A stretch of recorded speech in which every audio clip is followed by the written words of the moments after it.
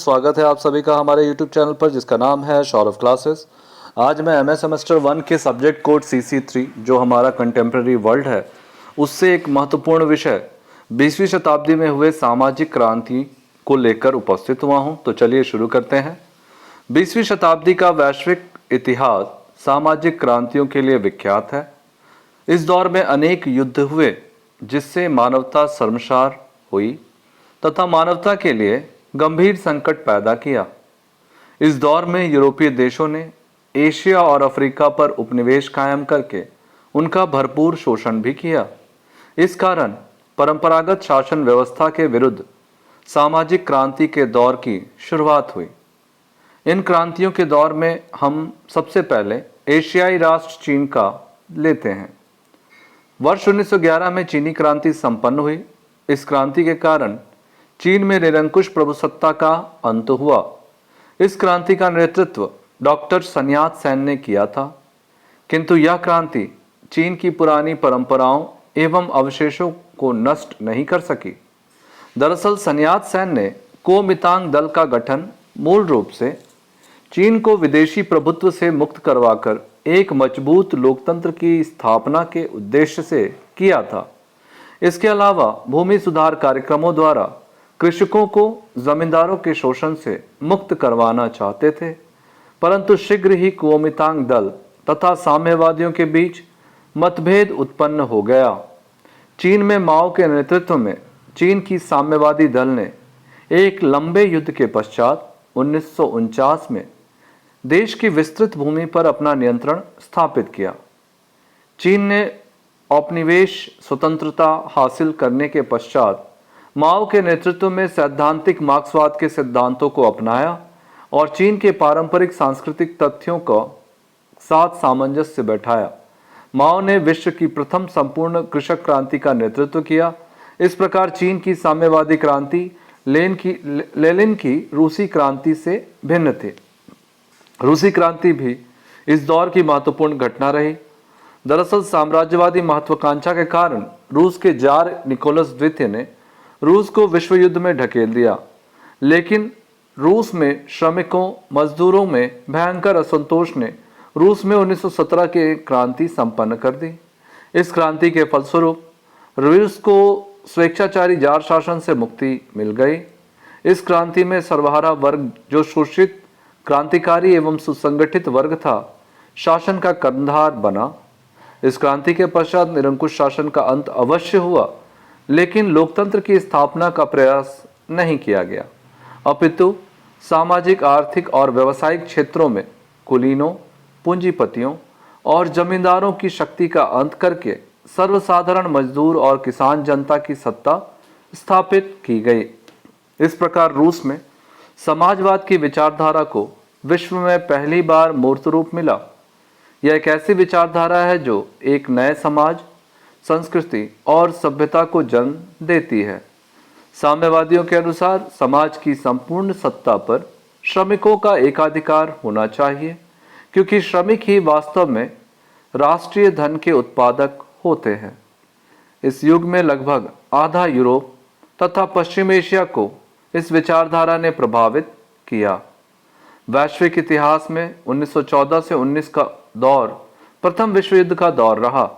इसके पश्चात पेरिस में शांति सम्मेलनों का आयोजन किया गया, जिसमें युद्ध के लिए मुख्य रूप से जर्मनी को दोषी ठहराया गया और उसे बुरी तरह से कुचलने का प्रयास किया गया। जर्मनी ने भारी क्षतिपूर्ति, उसके क्षेत्रों में राष्ट्रसंघ की निगरानी में मेंडेट शासन प्रणाली, सैन्य शक्ति को बुरी तरह से कुचलने आदि का कार्य किए गए। इन कार्यों से जर्मनी में भारी असंतोष फैला और जर्मनी में प्रतिशोधात्मक भावनाएं फैलने लगी। इस प्रकार जर्मनी के प्रति दमनात्मक कार्यवाहियों ने जर्मनी में एक अलग सा माहौल तैयार किया। इससे जर्मनी में पुनः स्वेच्छाचारी शासन की विचारधारा फैली, जिसका नेतृत्व हिटलर ने किया। दरअसल प्रथम विश्व युद्ध के बाद जर्मनी में वाइमर गणतंत्र के अधीन गणतंत्रात्मक शासन व्यवस्था स्थापित की गई। प्रारंभ में कुछ संकटों के बाद वाइमर गणतंत्र वहां स्थिर शासन चलाने लगा, लेकिन हिटलर ने जर्मनों में प्रतिशोधात्मक भावना का संचार किया और जर्मनों को नाजीवादी दर्शन से प्रभावित करके संपूर्ण विश्व को द्वितीय विश्व युद्ध में ढकेल दिया।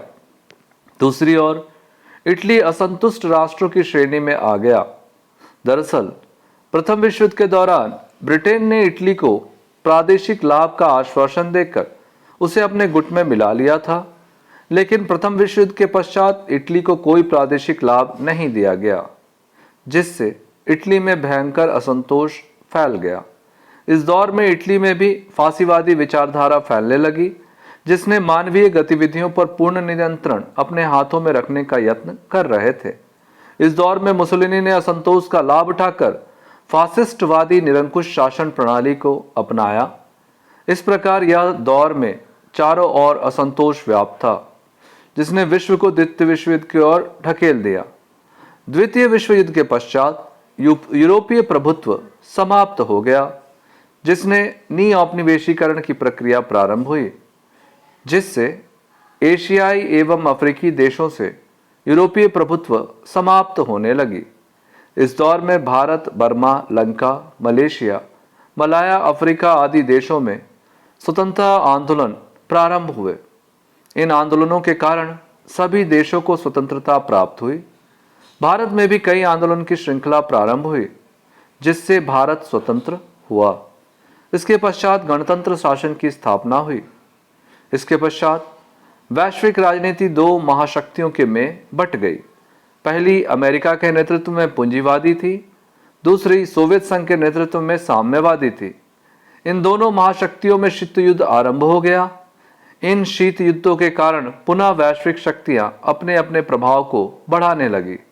इस दौर में नए स्वतंत्रता प्राप्त देशों को भी अपने गुट में मिलाने के प्रयास किए गए, लेकिन भारत ने किसी भी गुट में जाना उचित नहीं समझा और गुटों से अलग गुट निरपेक्ष आंदोलन चलाया, जिसमें कई नए स्वतंत्र राष्ट्रों के देश शामिल हुए।